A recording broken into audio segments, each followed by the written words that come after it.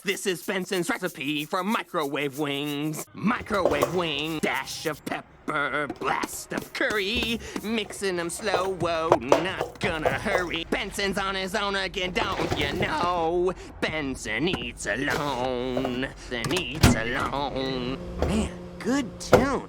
Weird bridgings. You'll do a lot better at your next job. I thought we were having steamed clams. No, I said steamed hams. That's what I call hamburgers. Oh, you gods! My roast is ruined! What if I were to purchase fast food and disguise it as my own cooking? Delightfully devilish, Seymour. Bandit Skinner Burgers, old family recipe. For steamed hams.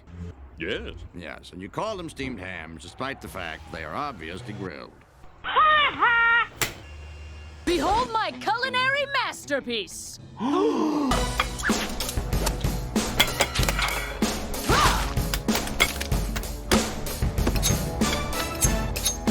Isn't it the most beautiful sandwich? Wow, it's really square. Icebear thinks square is most delicious shape.